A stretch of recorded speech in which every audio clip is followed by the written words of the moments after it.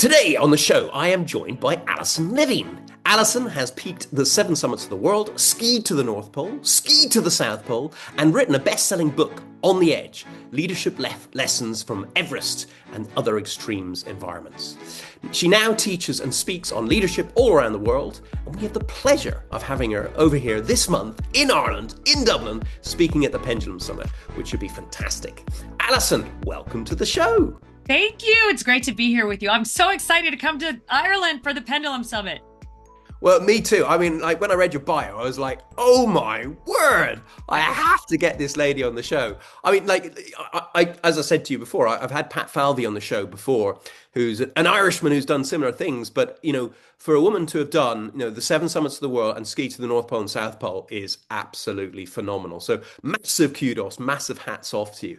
But let's go right back, Alison. I mean, what on earth possessed you to get that passion and purpose, to get off your ass and go out there and do that? Because that is, for anybody in the world, it's absolutely phenomenal.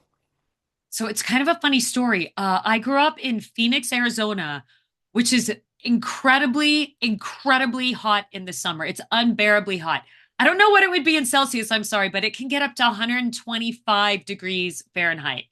And so when I was a kid, I loved the stories of the early Arctic and Antarctic explorers and the early mountaineers. I loved stories about really cold places because it felt like an escape from the extremely oppressive summer heat. So I would read the books or I'd watch the documentary films. But I never thought I would go to those places because I had some health challenges as a kid. I was born with a hole in my heart that got bigger as I got older. So I had my first heart surgery when I was 17 years old. That one did not work so well. But I had a second one when I turned 30.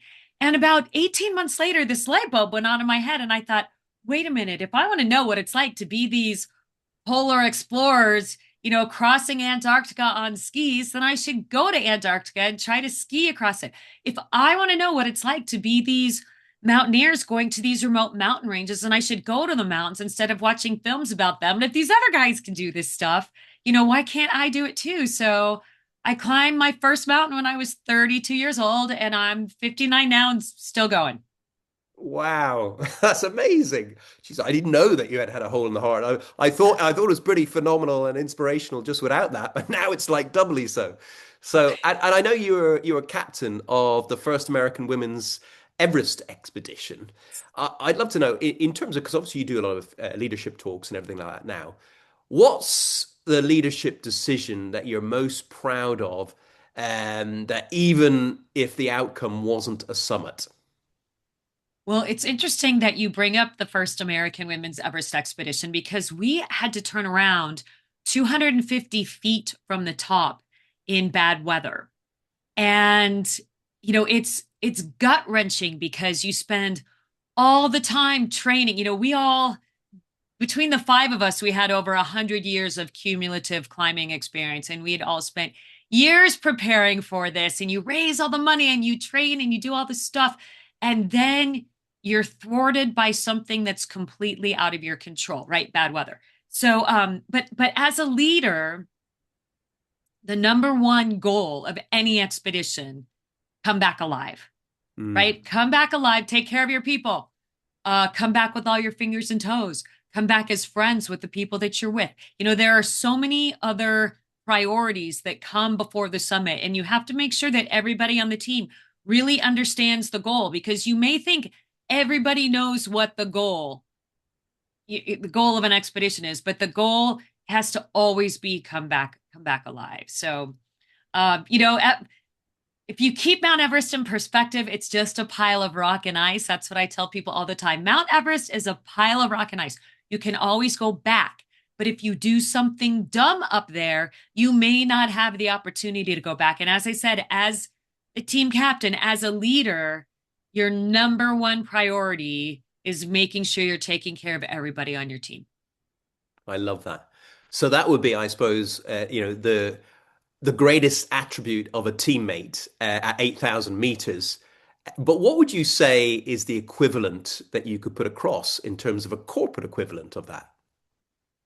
I think what's interesting is that sometimes at 8,000 meters, it presents a lot of challenges. First of all, your brain is in a hypoxic state where it's starved for oxygen. So things might not always seem as clear as they should be. But when you're in a corporate environment, um, while it's different than being at 8,000 meters, even with your air conditioning turned on high.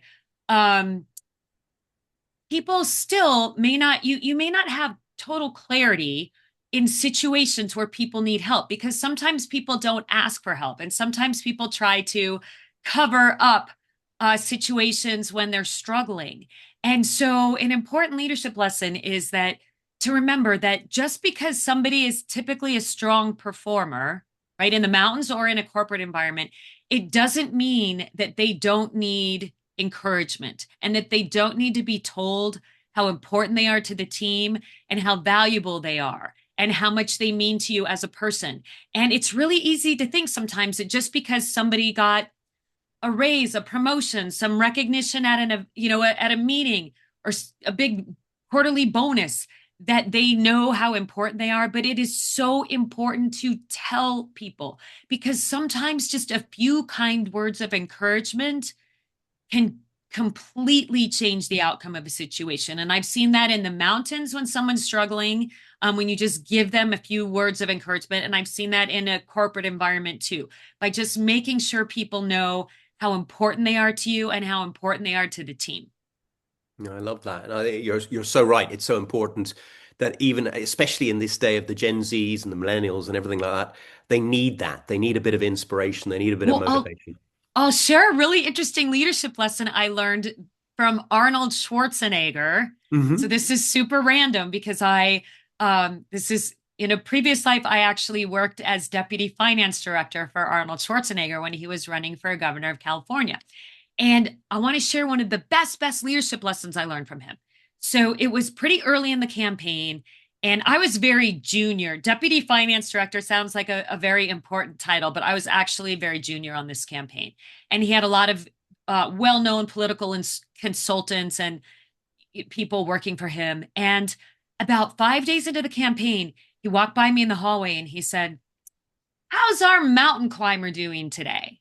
And it stopped me in my tracks, because he probably didn't even know my name at that point, but clearly he had taken the time to learn about something that was important to me personally, that had nothing to do with him, that had no benefit to him. He didn't stop me in the hallway and say, "Hey, how's campaign finance going? How much money do we have for our next advertising spend?" He didn't ask me about the money or the campaign. He asked me about something that had nothing to do with him. And I thought, if he knows something like that about me, he knows something about every single person who is working for him. He knows what's important to his people. And the fact that he stopped and asked me that made me feel like he cared about me. It made me want to work even harder for him. It made me want to stay the late nights and come in on the weekends or do whatever we had to do to make sure this guy won the election for governor. And so, as leaders, you have to make sure your people know that you care about them as a person, not caring about them as a job function. Those are two very different things. I love that. And it is so important, as in leadership or even in sales, in Yeah. terms of really understanding all about the person rather than just, the company and stuff like that as well. So Right. I love that. And actually, funny enough, it's so funny because I was talking about Arnold Schwarzenegger earlier today, and I didn't know that you'd worked with him at all because he Not did very it. many people know that.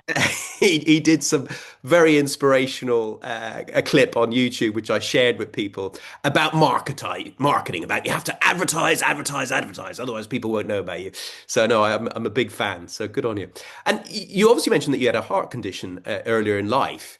Um, I've had a near death experience myself. I've had some horrible things happen in terms of health and scares.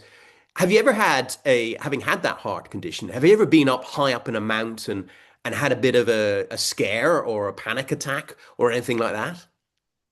Hey, so funny you should ask, because this is I'm giving you inside baseball right now, because nobody actually knows this story other than people on my team. When I went in, I mentioned in 2002 we didn't make it to the summit of Everest, but I went back in 2010. Now, I had had two heart surgeries. I had this hole in my heart, and I believed that it had been like cauterized and sealed up, so I was good to go. I had had no problems between um 1996 and 2010. Zero problems. All of a sudden, I'm, on the mountain at about, I, I don't know what it is in meters, but about 20,000 feet of elevation. Um, I don't know what that is, like 6,000 meters or so, Yeah. um, about 6,000 meters. And all of a sudden, like I start feeling the symptoms, like my heart is beating through my chest. I'm feeling dizzy. I'm feeling like I'm going to pass out. I'm like, what's this is, and I used to lose consciousness from my heart problem before. And I thought, hey, this is impossible. It must be just a panic attack, even though I'd never had one of those. I was like, I can't slow my heart down. I can't slow my heart down. Oh my gosh, I don't know what's wrong. Well, I end up finally after 10 minutes, it slows down. Go back down to base camp. I end up actually leaving the expedition very briefly to go back down the valley to see there was a doctor that was in town in Namche Bazaar. So I went back down to this town Namche, saw the doctor. They did an EKG. They sent the results to a cardiologist in Texas, and he came back and said, we recommend she not continue the climb, that she, pack it up and go home. And I was like, oh, I can't believe I'm back here after 8 years and I'm having heart problems. How can this be? Anyway, I took a risk, continued the climb, summited, but came back home, went to my cardiologist back home, and he said, that's impossible that you're having problems. Like we cauterized the opening in your heart. And I said, no, I'm telling you, it felt the exact same way. And he said, it must be psychological. There's no way. And I said, no, I know it. I know it. Well, they ran these tests and they found out that I had another hole in my heart. Oh, And wow. because they sealed up the first one they found, they just assumed they had solved the problem. They didn't know there was another one. So sure Gee. enough, So you were up at 6,000 meters or whatever it was with a hole yes, in your heart. yes. That's pretty impressive, I have to say. And Yeah, or I guess, yeah, I guess I was at 22,500. So I don't know what that is, like 6,100 meters or something around there. and I know you did the seven summits of the world, and a lot of people always think, oh, Everest must be the hardest, but that's not always necessarily the case. What would you say was the toughest mountain that you climbed out of all seven of those? I mean, for me, Everest definitely was the hardest. Um, Physically the hardest, but I can also tell you just, I mean, I had some crazy experiences in climbing Karsten's pyramid in Indonesia. So there's a couple versions of what's known as the seven summits. Some consider, there's, Karsten's pyramid in Indonesia is they call it the Australasia continent. So when I was climbing that, there was a lot of civil unrest and civil war had broken out in the area, and rebels had taken over, and they said nobody can go to the mountain. The area is much too dangerous. So I ended up having to like hire the Indonesian army to escort me to Karsten's pyramid safely so that I could climb it. So I've had some like just getting to that mountain was harder, I think, than anything else I had done because I had to go through a war zone and have an army escort me. But physically demanding, in terms of what's most physically demanding it for me, it was definitely Everest. Yeah, no, absolutely. I know a few people who've done it and said it was not fun, not fun at all. So fair play to you. And then you obviously you decided to ski, being from Colorado, where you're all very good skiers. You decided to ski not just on Colorado, but all the way to each individual pole. What was that like? Tell the audience a little bit. Well, it's it's interesting because you asked about what the hardest mountain was, and it was definitely Everest. But I will tell you that my South Pole expedition was harder than my Everest expedition. So I'll give you the rundown on what's most challenging about the North Pole is that the North Pole is it's up in the Arctic Circle at 90 degrees north. There's no land mass there. So you're just on these huge ice flows. So what happens is you could ski for 12 or 15 hours. You're absolutely exhausted. You you're cold. You pitch your tent, you go to sleep. You're just so happy to be in your sleeping bag and off your feet for the day. And you wake up in the morning and you have drifted backwards. Oh So no. now you are further away from your goal than you were the day before. Oh So no. that can be just emotionally crushing. So that's the challenge of the North Pole. South Pole, let me tell you, was a trip that completely changed my leadership philosophy. So I basically, climbed the seven summits, skied to the North Pole. I thought, oh, I can ski across Antarctica to the South Pole. I've done harder things than this in the past, no problem. I trained as hard as I could possibly train. I was as prepared as I could possibly be. There was nothing more I could do to be more ready for this trip. So I'm with four other people. The expedition is led by this amazing Australian polar explorer named Eric Phillips, one of the most incredible leaders I've ever had the privilege of being on an expedition with. So we start skiing. We get dropped off to the edge of the ice shelf. We start skiing. First couple days, I'm way behind all my teammates. I'm thinking, okay, I just need to get used to this. Antarctica, coldest, windiest place on Earth, right? This very extreme place. My body just needs to adapt. A few more days go by. I am still the slowest, weakest person on the team. And I'm holding my team up because they're skiing and they're having to constantly stop and wait for me. And I'm thinking, wait, what the hell? I trained as hard as I could possibly train. I did everything I was supposed to do. But let me tell you what will always trump training, and that is the law of physics. My teammates, most of them were taller, bigger, much larger than I was. My Canadian teammate, George, was a foot taller than me and twice my weight. And the law of physics states that somebody who is 6'4", 230 pounds can haul, a 150-pound sled a lot more quickly and more efficiently than somebody who is my size. I'm sorry, I don't know like in metric, but I'm 5'4", about, 110 pounds. So these guys that are twice my size, they can haul the heavy sled a lot more efficiently than I can. And no amount of training, willpower, determination, nothing was going to change that. Hmm. Now, let me tell you, it does not feel good to be the slowest, weakest person on the team who is holding your teammates up. So, in addition to physically struggling, I am really beating myself up mentally, thinking I am worthless, I am horrible, nobody wants me on this team. And because that's how I used to think about weak teammates, right?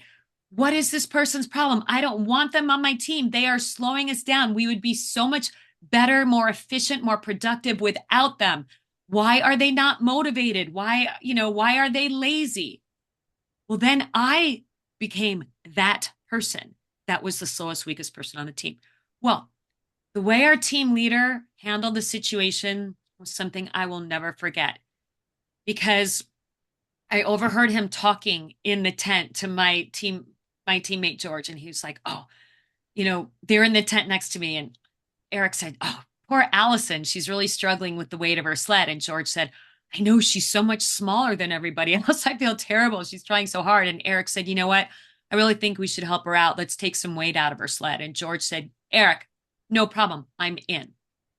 Wow. But the way they did it blew me away because instead of getting out of the tent and saying, "Hey, clearly you're struggling, you're, weaker than everybody. We'll take some weight out of your sled to help you out." It's not what they did. Eric got out of the tent and he said, "Hey, everybody, before we start skiing today, because we're skiing, 12 to 15 hours, before we start skiing, I just want to weigh everybody's sleds. I want to test them. I want to weigh them, make sure they're all even. George helped me out." So now they're each picking up the end of this big, 150-pound sled. They're all weighing, he's like, "George, let's weigh your sled." They each pick up the end of it. "Oh, it feels good. Let's weigh my sled. Feels good. Let's weigh Moretta's sled. It feels good. Let's weigh Allison's sled." They each grab the end of this huge sled and they act like they cannot pick it up off the ground. And they're like, "What the hell? What the hell is in this sled? This is crazy." Eric said, "You've got the heaviest sled of any person on this team. This is insane. We need to make this a little more even. George, grab our food bag. I'll grab our fuel canisters." They start offloading weight from my sled. Oh, And now they're wow. making their sled heavier so that But they could make my sled lighter. But it was the way that they went about it that meant so much to me because they didn't shame me. They didn't make me feel bad. They understood that I was trying as hard as I possibly could. And it was such a great lesson to realize as leaders, we need to realize that there are some weaknesses that people on our team can never overcome. mhm. You can't, we always say you can always overcome your weakness. That's not necessarily true.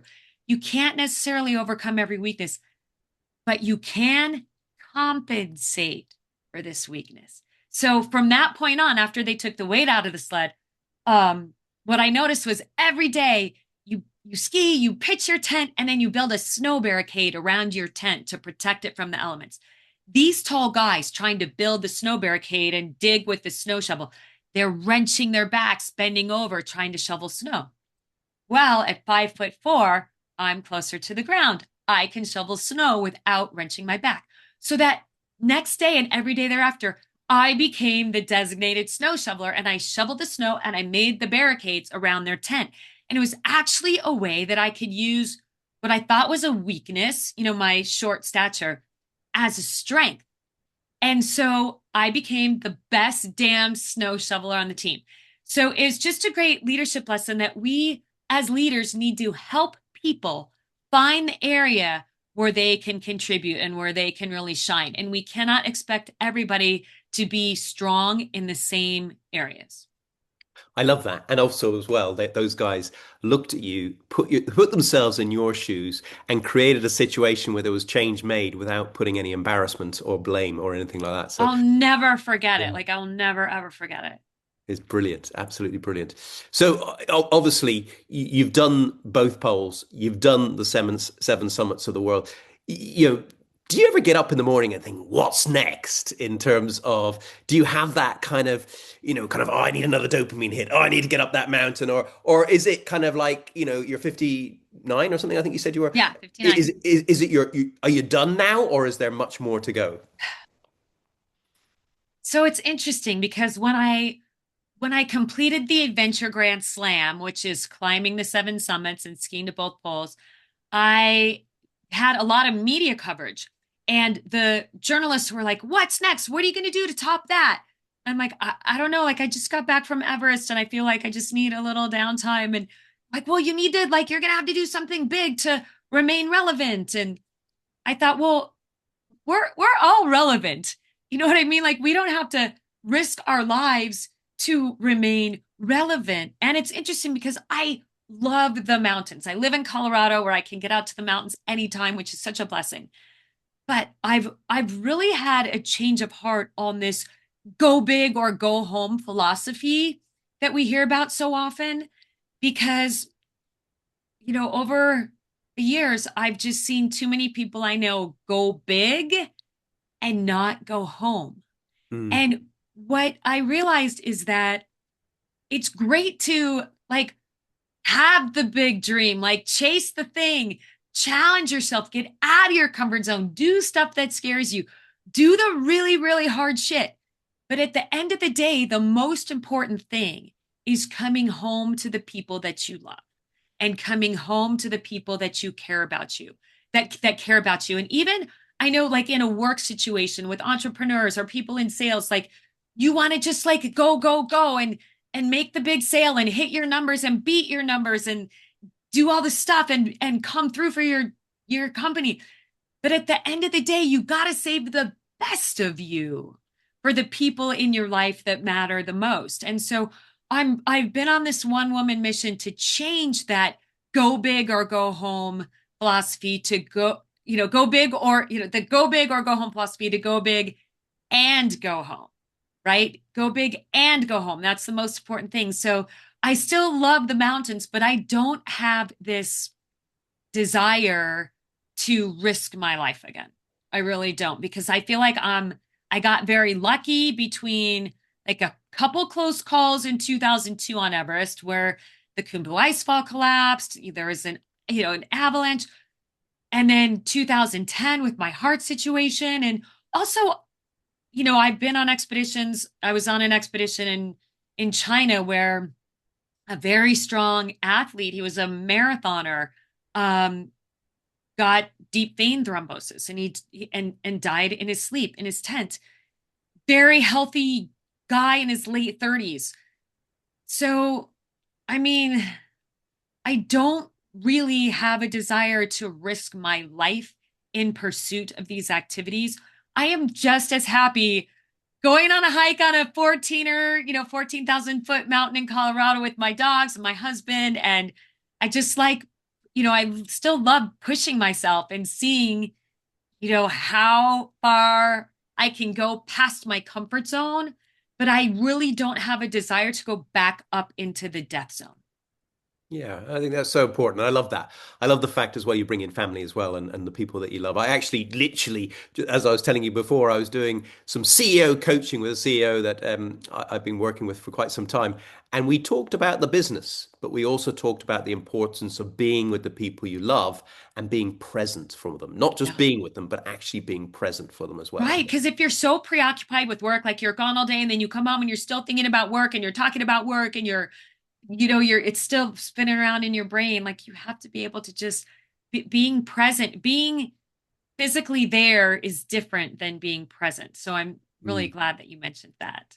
Absolutely. Yeah, no, I always say the past is history, the future is mystery, the present is a gift, so live in the now, which is very important. And talking of the now, obviously, you've written an amazing book, which is behind you there, I can see, On the Edge. Do you want to tell the audience a little bit about the book and maybe some added little snippets or tips that you might not have already mentioned so far? Yeah. So, well, I will tell you, chapter 6 of the book is about the Antarctic expedition where I was the slowest, weakest person on the team. It turns out to be everybody's favorite chapter. But the book is every chapter is a different lesson from a different adventure or a different expedition. So you can literally read one chapter, put it down, read another chapter, put it down. But I wrote it as if I was just like sitting in a bar, having a beer, having a Guinness with a friend. It's very easy read. I kept a sense of humor throughout. So people always say, didn't expect the book to be so funny. And so I hope people think it's funny because I always think if you can teach people something and make them laugh along the way, I feel like it sticks more. So the lessons are from my various expeditions and also from some lessons I learned from my colleagues when I was on the part-time faculty at West Point, the U.S. Military Academy in the Department of Behavioral Sciences and Leadership. So I exposed her to some pretty amazing Army generals. So it's some military stories and mostly my expedition stories.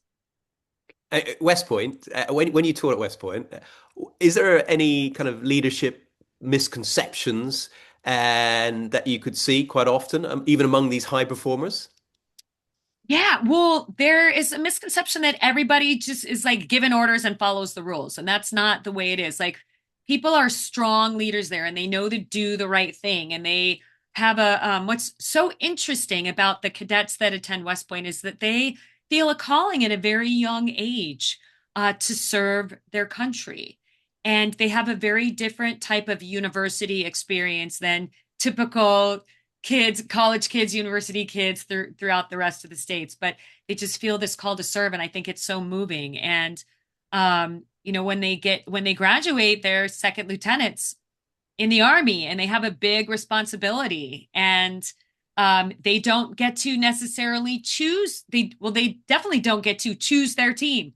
Whereas, for the first American women's Everest expedition, I got to choose the people that I wanted to climb with and the people I wanted to lead. They don't get to choose that. So I think there's just a strong sense of like a strong moral compass, a strong sense to serve others, a strong sense to take care and look out for others. But the misconception is that, oh, everybody just, they don't have to think. They just have to follow the rules. That's not true. They really do have to think and be able to make decisions in in extreme environments that are constantly shifting and changing. And people think, oh, you just follow the plan. They just follow the plans. No, because when you are in an extreme environment, whatever plan that, when you're in these environments that are extreme, that are constantly shifting and changing, whatever plan you came up with is outdated as soon as it's finished, because there are so many elements that are shifting and changing around you that you have to be able to shift and change your plans as the environment changes. Absolutely. And I think that's where emotional intelligence comes in, which is one of the keys in terms of EQ for leadership these days as well. Because there's a lot of guys, you can be the most intelligent person in the room, but if you can't communicate effectively with your team and then you're out to your clients, you're not going to be a great leader. And obviously, This you is learn that. so true. Hmm. Yeah, and I think obviously I suspect when you're working in a team at that high pressure, it's very important to understand how the other person thinks, speaks, and acts, and be able to relate to that because we all communicate in different ways. And if you're in under pressure situations where it could be life or death, you need to make sure that you're the best communicator you can possibly be. So true. We all do communicate in different ways. And it's so important to build that trust and loyalty on your team. Mhm. And we talked a little bit about how to build that trust and loyalty, making sure people know that you care about them. The other thing that's super important is trying to give everybody a voice on your team, because you're not going to be able to implement every idea that people have. But when people feel like they've been heard, that's what makes them feel valued. And when people feel valued, that's how you build that trust and loyalty. So you have to make sure everybody feels like they have a voice. I love that. And I know you've obviously written a book, you've championed the world, and I also know that you're involved in a foundation called the Climb High Foundation. Is that correct? Yes. So that was an organization that I founded in 2005. So more than 20 years ago. And we trained the very first women in Western Uganda in these mountains called the Ruwenzori Mountains to work as porters and trekking guides in those mountains. So prior to my work over there, women had no way to earn money other than prostitution. Ooh. And these mountains, the Ruwenzori Mountains, border Uganda and the Democratic Republic of Congo. And it's a pretty tumultuous area. There's been a lot of civil war between Uganda, excuse me. Sorry. It's a very tumultuous area. There's been a lot of war between Uganda and the Congo. And so when I went over there, women would tell me, we pray for war. I said, what do you mean? I thought this is a language barrier thing. Nobody prays for war. I said, wait, what did you say? We pray for war. And I said, why do you pray for war? They said, we pray for war because when there's war, there's soldiers. When there's soldiers, we can make money and we can feed our children because they work as prostitutes. And this just absolutely broke my heart. And I found out that women, I was like, why are they not working in these mountains? Because all the men are working as porters and trekking guides and high altitude cooks. And I thought, why aren't the women doing this? And it turned out in their culture, it was taboo. It was thought to be taboo for women to go to the mountains. So I ended up negotiating with the head of the park service, the head of the local village, and we got permission to take the first women up into these mountains and train them to work as porters and trekking guides so that they could earn a sustainable living wage and support their families. And so I did that for years and years and years. And luckily now they're all pretty like self-sustaining over there and everything's kind of up and running. So I haven't been over there in quite some time, but I was just so thrilled to be able to have that experience with them. We took the first local woman to the summit of Uganda's highest mountain, this woman named Malabina, and it was a big, celebration in the village that a woman had gone to the top of that peak. No, I love that. That's lovely. You have so many different talents and different things you've done, which is beautiful. Even one more, which I know you're a film producer as well. Is that correct? Yes. So I was the executive producer of a documentary film called Pasong in the Shadow of Everest about the first female Sherpa to summit Mount Everest. Her name was Pasong Lamu Sherpa, and she was this incredibly courageous woman. So she saw all the men in her village climbing Everest. Her father, brothers, uncles, men in the village, but no women were climbing. And it was interesting because the government of Nepal really discouraged women from going to the mountains. And they thought women should be home cooking and cleaning and taking care of the family. And Pasang's point was, wait a minute, you let all these foreign women come to Nepal and climb this mountain in my backyard, yet I'm not supposed to climb it because I'm a woman. What is going on? Because she happened to be of Sherpa descent, right? So Sherpas are an ethnic minority group in Nepal. A lot of people think Sherpa is a job of carrying things up the mountain, but the Sherpas are actually an ethnic group. So Pasang basically like lobbied the government for permission to climb. She was finally granted permission. She tried 3 times unsuccessfully, finally summited on her fourth attempt in 1993, but she died on the way down. Oh, So she never got to tell her story. And I just thought it was such an amazing story. People need to hear this story. So we made this film about her. The director is a woman named Nancy Svensson, whose sister is married to Pasang Lamu Sherpa's brother. So that was her connection to the family and how we got all the footage from Pasang's life and the interviews with her family. And it's really a pretty inspiring story. yeah, that is lovely. Yeah. So, seven summits of the world. You've done the two poles. You made a film, written a book, and now you are speaking, obviously, all around the world, including in Ireland this month, on leadership. Just tell the audience how you add value in terms of your talks and why should they bring you in to their companies. Oh, why should they bring me in? Well, because I talk about, well, first of all, I'm funny. Like you wouldn't know from this interview, but I'm funny. Like when I'm on stage, I'm funny. Like, trust me, I got the jokes coming. Um, but I talk about how do you lead teams and achieve big things in times of great uncertainty? And when you talk about them in terms of Everest or the South Pole, and you have the images and the graphics where people feel like they're transported to these places, like they realize that the challenges that they face in their personal life, in their professional life, these can all be overcome. You can overcome whatever challenge you think lies before you. And the thing that I remind people of is that, first of all, fear is okay. Fear is okay. It's just a normal human emotion. Complacency is what will kill you. You just cannot be complacent. And the interesting thing is that the people that get to the top of the mountain are not always the best, fastest, strongest climbers. Rather, they are the people who will just put one foot in front of the other, no matter how tired they are, no matter how uncomfortable they are, and no matter how hard it feels. Mm, And I always tell people that in the world today feels pretty hectic and it feels pretty chaotic and it feels pretty crazy. And it feels very uncertain at times.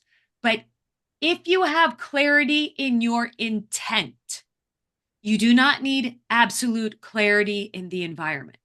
You do not mm. need absolute clarity to just put one foot in front of the other. And so when people bring me in to speak, I want the audience to walk out of there feeling like there's no challenge that they cannot overcome.